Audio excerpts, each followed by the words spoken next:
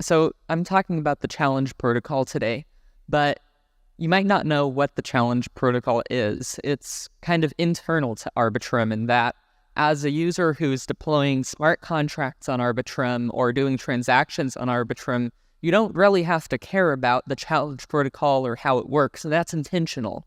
We want to hide this from users and keep it as something where you can assume that Arbitrum is secure without having to worry about how it's secure unless you're actually diving into that protocol. But this isn't something you need to worry about when you're writing your own smart contracts for Arbitrum. So let's get into it. The challenge protocol is the fraud-proof implementation. It's how validators dispute assertions about L2 state and prove that state to layer 1 in order to complete withdrawals. So what does that mean? When you're withdrawing your funds from Arbitrum to Ethereum, Ethereum needs to somehow know who has balance, how much balance they have, and that sort of thing. You can't just allow anyone to withdraw an arbitrary sum of money. That you need to know that they have balance on Arbitrum. And to do that, optimistic rollups use fraud proofs to allow any validator to assert a certain state has happened. A validator might assert that someone has 1 Ethereum on Arbitrum, and then any other validator can challenge it. And that challenge will reveal who is correct and who is incorrect, who's honest and who's malicious. And the important part about this process is that only a single honest validator is necessary to prove the correct state. So this is a lot different from other protocols where you make assumptions about 2/3 of validators being honest, or an honest majority, or an honest quorum. You only need a single honest validator to dispute an incorrect assertion in order to defeat it.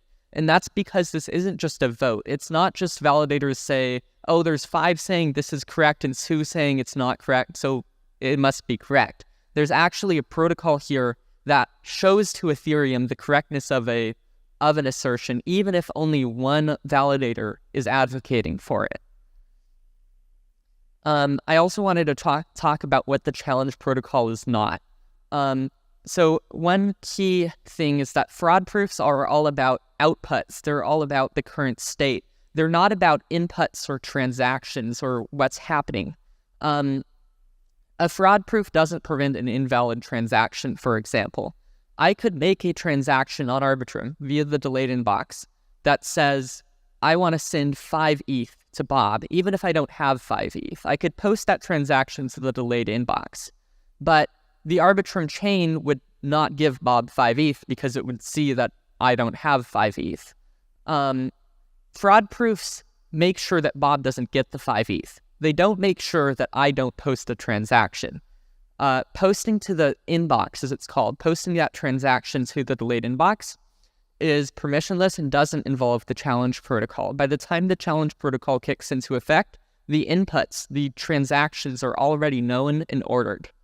So for that reason, the challenge protocol doesn't govern batch posting, and the sequencer isn't involved at all. Those are all about determining the order of transactions and posting them to layer 1 Ethereum. They're not about, they're separate from the challenge protocol, which is all about determining the current state, determining balances, and that sort of thing. And the one last thing I wanted to cover is that only validators care about challenges, and normal L2 Arbitrum nodes do not care. And that's important because if a challenge happens, that doesn't mean there's a reorg on the Arbitrum chain. Arbitrum nodes already know the correct state. They know that if I make that transaction saying I'm sending 5 ETH when I don't have 5 ETH, they already know before a challenge happens that Bob doesn't get 5 ETH because they can just do the math locally. They can know what balance I have. They know that I don't have that ETH sent to Bob, so they won't give Bob the ETH. And normal Arbitrum nodes don't need a challenge for that reason. It's all about proving that state, that normal Arbitrum nodes, to layer 1, and that's where validators come in. So why that's super important is because a decentralized validator set is a lot more important than a decentralized sequencer. And that's because if all of the validators were malicious, they could just make an assertion that says, hey, we're going to take all of the bridge funds for ourselves. And if all of the validators were malicious and no one stepped in to challenge them, then they would get all of the bridge funds. That's not true of the sequencer. The sequencer can't just say, hey, I deserve all of the funds. The sequencer can order transactions. It could front run you. It could, but if the sequencer says, hey, I'm sending myself all the funds, everyone else is just going to ignore that, because the sequencer is about inputs, not about state, not about outputs, not about balances. That's where validators come into play. And that's why decentralizing the validator set is so important. And Arbitrum has already made great progress there. Arbitrum 1 already has a lot of different validators from a lot of different entities, including the Ethereum Foundation, for instance, runs an Arbitrum 1 validator. So let's look at an example challenge protocol. This one's going to be really simple, and we're going to find out later on that it's too simple, but it might show you what a challenge protocol is like. So let's look at a rollup in which there's only balance transfer. There's no Ethereum virtual machine, nothing complicated. Again, we're just looking at the simplest thing possible. So validators might post everybody's balance for every block to layer 1. Again, this is not how Arbitrum actually works, and this is not a good protocol, frankly, but it's very good for explaining what a challenge protocol is. So a validator might say that as of block 1, the Genesis block, let's say the validators agree that A has 1 ETH. And then let's say at block 2, A sends 0.5 ETH to B. Remember that that's a transaction that's not governed by the challenge protocol. That's part of the inbox. So by the time the challenge protocol takes effect, everyone, including layer 1 Ethereum, already has this transaction here. That's in the inbox, and it can't be challenged. But what can be challenged is this state here. This is the output state. Now, the output state is that A has 0.5 ETH and B has 0.5 ETH because A sent 0.5 to B. And both validators agree here. And if both validators agree and no one challenges that state for 7 days, then that's treated as correct. This Ethereum Layer 1 never needs to actually execute the transactions in this block, because all of the validators agree, and so there's consensus in a way. And even if one disagreed, though, we would need to enter the challenge protocol. So let's say that in the next block, B sends 0.5 ETH to themselves. And validator A correctly says, well, that doesn't change the balances at all, right? B remains at 0.5 ETH because they just sent it to themselves. But what if validator B said, actually, I think I have 1 ETH as a result of that? Well, that's not correct. They've just given themselves ETH. But how do we prove that to layer 1? Well, in this simplest challenge protocol, what we can do is we can re-execute. We can take this state that everyone agrees on, and we can re-execute the transaction in block B, which is that B sends 0.5 ETH to themselves. And then on layer 1, since there's a disagreement, we can see the layer 1 node can take that before state. They can subtract 0.5 ETH from B and then give that 0.5 ETH to B, executing the transaction, and see, wait a minute, A is correct here. So A would win this challenge. And in a challenge protocol, you might have bonding where B is, where any validator is disincentivized from posting an incorrect assertion because they would put up a stake, a bond, that anyone who challenges their assertion and wins would get. And in a similar method, the challenger would also put up a bond that disincentivizes them from challenging a correct assertion because they lose that bond if they lose the challenge. But just sticking to the simplest challenge protocol here, to recap again, each validator would post a full state for each block. And then if there's disagreement, you can re-execute the block using the transactions stored in the inbox to figure out who's correct and who's incorrect. And this protocol already does some things, right? It means that usually you don't have to execute the transaction on Ethereum, and you get to save on that execution. Now, execution of a transaction is actually, in this protocol, not the expensive part. There's a bunch of other expensive things here. And this challenge protocol is much too simple for that reason. One really expensive part is that the full state is really expensive to post to layer 1. You don't want to have to be posting a full list of balances for every block to layer 1. What we can do instead is we can just post a hash of those balances. We can post a Merkle tree root, which commits to all of those balances. And using cryptography, it's a short 32-byte hash that commits to the full list of balances. And what that means is a validator can post something which is unique to a list of balances without posting the full list. And that, but even posting every block hash, and a block hash is basically the same thing. A block hash includes Merkle roots of all of the balances, of all of the state. What exactly the state is going to be depends on the rollup. Arbitrum is an EVM rollup. It doesn't just do balance transfers, so state's a lot more complicated. And instead of a Merkle root, we have a full block hash, which contains a bit of other info, like receipts, logs, that kind of thing. All of the normal Ethereum block contents. But even posting a block hash for every block is really expensive because, for instance, Arbitrum creates 4 blocks a second. That's a lot of storage if you were going to store all of those on Ethereum. So what you can do instead is you can only post a block hash, say, every hour. So if we go back to the previous slide, you can see here, instead of doing like block 1, block 2, block 3, maybe you would do block 100, block 200, block 300, and then instead of just one transaction or one block's transaction here, it would be 100 blocks worth of transaction. You can post batches of blocks and then post a block hash every hour or so. But then we start to run into an issue that you'd already have with an EVM rollup, which is that re-executing that full list of blocks might not fit in a layer 1 block. Well, what does that mean? So layer 1 blocks and therefore layer 1 transactions can only store up to 30 million gas. You can't just do unlimited computation in a layer 1 block, even if you have the ETH to pay for it. And that's intentional to prevent someone from just using up the Ethereum chain for forever. You need to be making blocks every 12 seconds. So you can't fit an infinite amount of computation in there. Ethereum limits it to 30 million gas. And Arbitrum's block gas limit is actually 32 million gas. So you might be seeing a problem there already. Even if it was smaller, we'd have problems. But you just can't fit all of that re-execution into a single layer 1 block, especially if you're posting a bunch of blocks at once. So to fix that, we can use an interactive challenge protocol. The challenge protocol we looked at before was non-interactive, which meant that as soon as a challenge occurred, we could replay that execution and instantly determine who was right and who was wrong.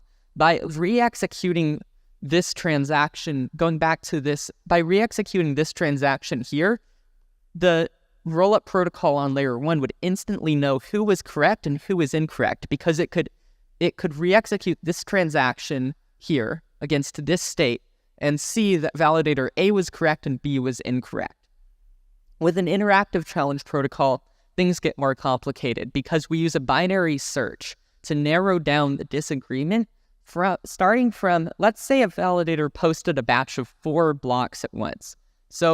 And let's say that at the start of these 4 blocks, the validators agree on what the correct state is. But after these 4 blocks, the validators disagree about the correct state. Well, we could just re-execute these 4 blocks, except that might not fit. So an interactive challenge protocol breaks down the problem into parts. We first look at the middle, and we ask, and this is still a simplified version, by the way. In reality, instead of just breaking it down by 2, we ask validators about 30 points across this line. But let's look at a simplified version here, where we just ask both validators, hey, what do you have 2 blocks in? And let's say they both agree on the state. Let's say they both agree on the block hash, and they agree, therefore, on how much balance each account has and all of that. Well, now we've already actually halved the problem in half, because now we've turned a challenge about 4 blocks into a challenge about only 2 blocks, because they both agree about this part. So it's just a question of what happened over here. So then we break it down in half again. We do the same thing. We say 3 blocks in, what block hash does each validator have. And let's say they disagree there. Well, now we have a single block disagreement that we can re-execute here. And even if we couldn't re-execute the full 4 blocks, we can re-execute this 1 block. And we know that both validators agree at the start of it and disagree at the end of it. So therefore, we know that we can figure out which validator is honest and which one is malicious based on this 1 block alone.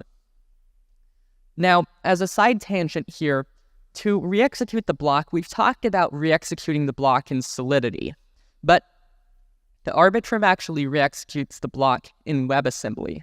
The state transition function, that is what processes the transactions and produces the output state.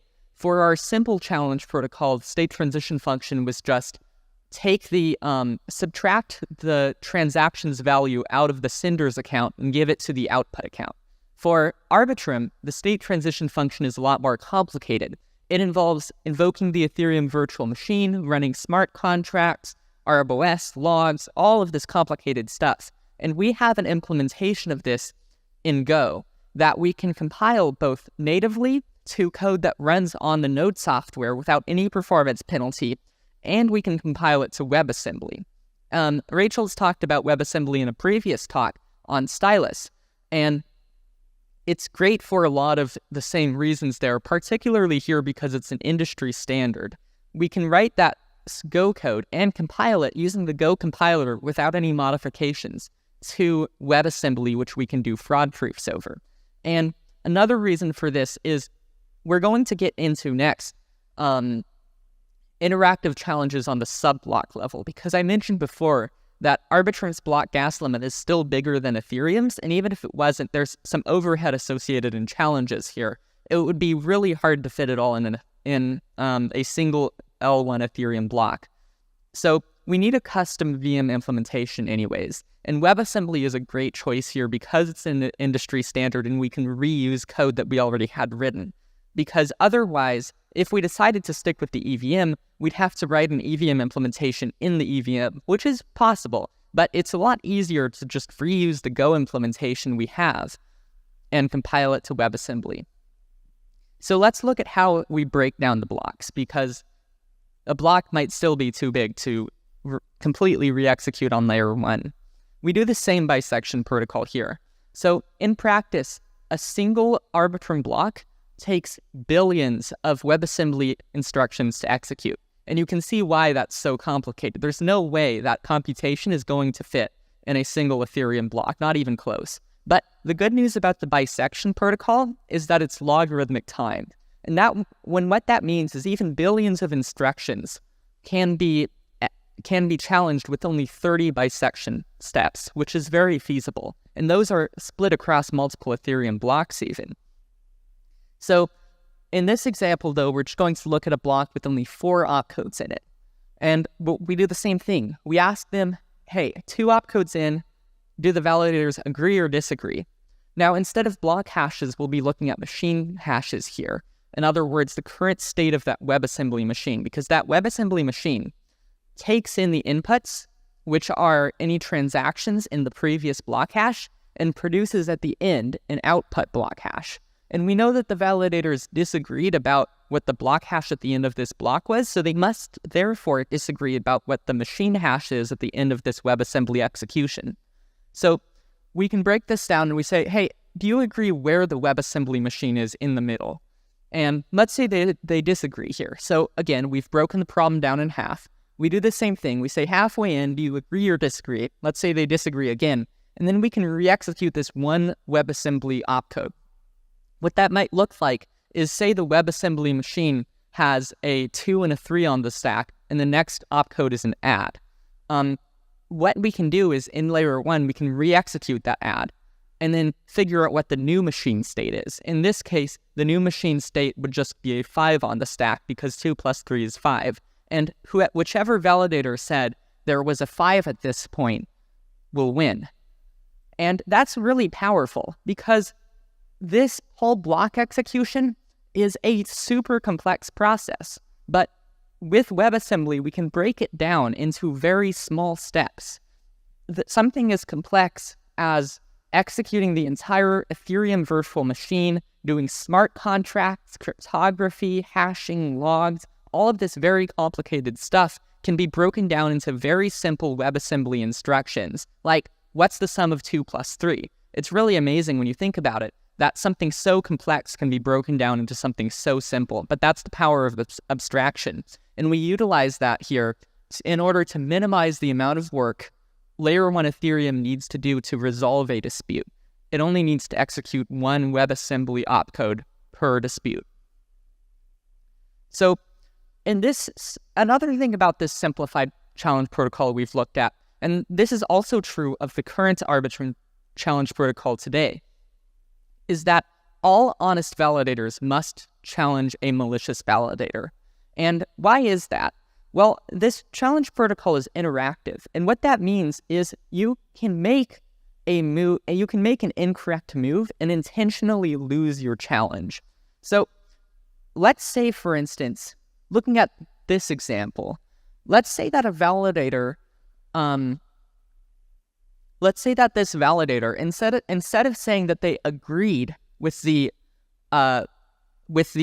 so there's one validator here that's honest and one that's malicious. Let's say that the honest validator said that they disagreed with the dishonest validator halfway through. Now, instead of becoming a challenge about these second two blocks, the challenge becomes about these first two blocks. And what that means is the malicious validator could win this challenge because it would have the correct block hash midway through, and the honest validator would have said it disagrees with that. It would have made an incorrect statement midway through the challenge. Now, a truly honest validator would, of course, never make an assertion that it disagrees with the correct block hash midway through the challenge. But what if a malicious validator was pretending to be honest? This interactive challenge protocol has a bit of an issue, which is that you can't tell if another validator is honest or malicious until they complete the challenge process.